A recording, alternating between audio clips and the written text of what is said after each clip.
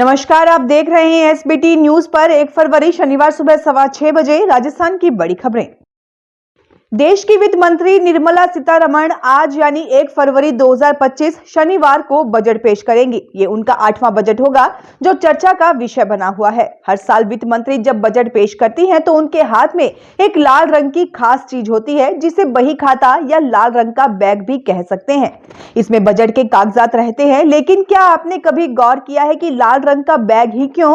हिंदू धर्म में इसका क्या मतलब है? इससे क्या संकेत मिलते हैं? हिंदू धर्म में लाल रंग को शुभ और शक्ति का प्रतीक माना जाता है। ये रंग मां लक्ष्मी, मां दुर्गा और भगवान गणेश से भी जुड़ा हुआ है।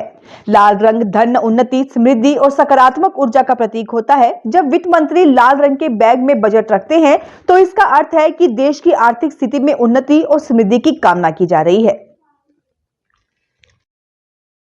राजस्थान हाई कोर्ट के बाद सुप्रीम कोर्ट ने भी राजस्थान प्रशासनिक सेवा परिषद की याचिका को खारिज कर दिया है। एसोसिएशन ने हाई कोर्ट के 5 दिसंबर 2024 के उस आदेश के खिलाफ सुप्रीम कोर्ट में एसएलपी दायर की थी, जिसमें हाई कोर्ट ने नॉन आरएएस से आईएएस में प्रमोशन को सही माना था। वहीं व्यक्तिगत हितों के चलते कोर्ट का समय बर्बाद करने पर एसोसिएशन पर 5 लाख रुपए का जुर्माना भी लगाया था। हालांकि सुप्रीम कोर्ट ने हाई कोर्ट द्वारा लगाए गए जुर्माने की राशि को कम करते हुए उसे 2 लाख कर दिया। जस्टिस दीपांकर दत्ता और जस्टिस मनमोहन की पीठ ने राजस्थान उच्च न्यायालय के फैसले को बरकरार रखते हुए कहा कि राज्य सरकार ने नॉन आरएएस अधिकारियों को पदोन्नति देने की प्रक्रिया में कोई नियम नहीं तोड़ा है।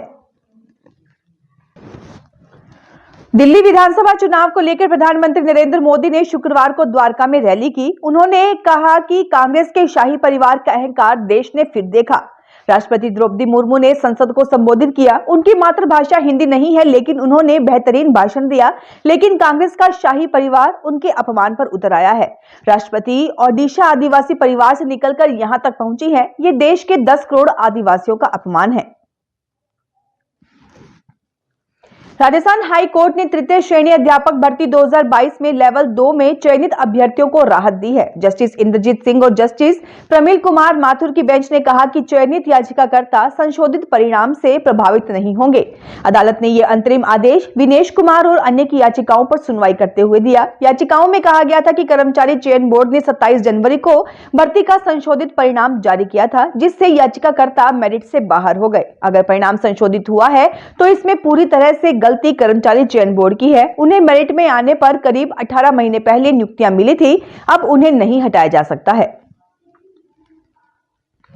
जयपुर लिटरेचर फेस्टिवल 2025 का शुक्रवार को दूसरा दिन है। जेएलएफ 2025 में शामिल होने के लिए ब्रिटेन के पूर्व पीएम ऋषि सुनक भी जयपुर पहुंच गए हैं। ऋषि सुनक की सास व उनकी पत्नी अक्षता मूर्ति की मां सुधा मूर्ति ने गुरुवार को इस फेस्टिवल में हिस्सा लिया था। जेएलएफ में शामिल होने के लिए ऋषि सुनक के साथ उनकी पत्नी अक्षता मूर्ति भी आई है। इस फेस्टिवल में करीब 103 देशों के मेहमान हिस्सा लेंगे। 600 से ज्यादा वक्ता विभिन्न विषयों पर अपने विचार व्यक्त करेंगे। कैम्ब्रिज इंग्लैंड के प्रसिद्ध आणविक जीव विज्ञानी और 2009 के नोबेल पुरस्कार विजेता वेंकट रामकृष्णन भी जेएलएफ में हिस्सा लेंगे। महाकुंभ में 29 जनवरी को हुई भगदड़ की जांच करने शुक्रवार दोपहर करीब 2:30 बजे न्यायिक आयोग की टीम पहुंची। आयोग में रिटायर्ड जज हर्ष कुमार के अलावा पूर्व डीजी वीके गुप्ता और रिटायर्ड आईएएस डीके सिंह शामिल हैं। सर्किट हाउस में न्यायिक आयोग के तीनों सदस्यों ने बैठक की। इसमें कमिश्नर प्रयागराज जोन विजय विश्वास पंत, मेलाधिकारी Vijay Kiran Anand, ADG Prayagraj zone Bhanu Bhaskar, DIG Vaibhav Krishna के साथ ही पुलिस के अन्य अफसर शामिल हुए। सूत्रों ने बताया कि मेला से जुड़े अधिकारी आयोग के सवालों का सही से जवाब तक नहीं दे पाए। सभी अधिकारी अपने कामों की वाहवाही करने में ही जुटे थे। इस पर आयोग ने कहा कि अगर सब ठीक था तो भगदड़ कैसे हुई। दिल्ली से 7 साल के बच्चे का किडनैप कर साधु अलवर लेकर आ गया। उसे मंदिरों में घुमाता रहा, उससे ढाबे में बर्तन साफ करवाए। बच्चे को कहा जमीन तेरे नाम कर दूंगा। इस बीच बच्चा खैरथल रेलवे स्टेशन पहुंच गया। उसे अकेला देखकर पुलिस ने पकड़ा और पूछताछ के बाद हॉस्टल में रखा। अब करीब 2 साल बाद उसके माता पिता का पता चला। बाल अधिकारिता विभाग की टीम ने मोबाइल पर उसके परिजनों से बात करवाई। अपने बेटे को देखते ही मां बिलखने लगी और बोलने लगी, मेरे बेटे को अब किसी को मत दे देना, हम आ रहे हैं। माता पिता शुक्रवार को बेटे को लेने अलवर आए। दिल्ली विधानसभा चुनाव से 5 दिन पहले आम आदमी पार्टी के 7 मौजूदा विधायकों ने पार्टी से इस्तीफा दे दिया है। इन सभी ने विधानसभा चुनाव में टिकट न मिलने और आप में भ्रष्टाचार को इस्तीफे की वजह बताई है। महरौली से 2 बार के पार्टी विधायक नरेश यादव ने कहा कि आपका उदय भ्रष्टाचार के खिलाफ हुए अन्ना आंदोलन से भारतीय राजनीति से भ्रष्टाचार को मुक्त करने के लिए हुआ था, लेकिन अब मैं बहुत दुखी हूं कि भ्रष्टाचार आम आदमी पार्टी बिल्कुल भी कम नहीं कर पाई, बल्कि आप ही भ्रष्टाचार की दलदल में लिप्त हो चुकी है। आपने इस चुनाव में 17 मौजूदा विधायकों का टिकट काटा था। दिल्ली में 5 फरवरी को वोटिंग होना है, रिजल्ट 8 फरवरी को आएगा। राजस्थान की नई एक्साइज पॉलिसी जारी कर दी गई है, जो 1 अप्रैल से लागू होगी। इसके तहत अब प्रदेश के एयरपोर्ट पर भी बार खोलने की अनुमति दे दी जाएगी और इसके अलावा छोटे होटलों को भी बार के लाइसेंस दे दिए जाएंगे। पॉलिसी में कहा गया है कि राज्य में स्थित एयरपोर्ट पर वर्तमान में बार की अनुमति दिए जाने का प्रावधान नहीं है, जबकि देश के अन्य राज्यों में एयरपोर्ट पर बार संचालित करने के प्रावधान है। ऐसे में राज्य में आने वाले पर्यटकों की सुविधाओं के दृष्टिगत रखते हुए एयरपोर्ट पर बार की अनुमति दिए जाने का प्रावधान इस नीति में किया है।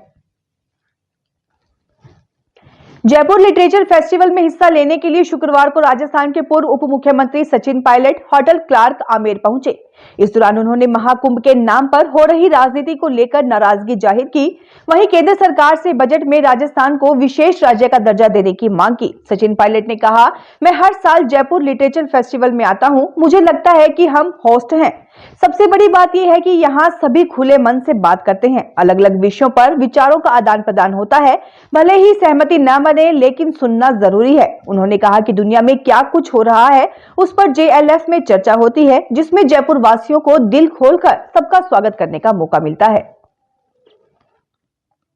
राजस्थान माध्यमिक शिक्षा बोर्ड की ओर से रीट 2024 का आयोजन 2 दिन 27 और 28 फरवरी को होगा। ये एग्जाम 3 पारियों में लिया जाएगा। इसके लिए 41 जिला मुख्यालयों के साथ अन्य प्रमुख शहरों में भी सेंटर बनाए जाएंगे। इसे लेकर करीब 2000 से ज्यादा सेंटर्स बनाने की तैयारी है।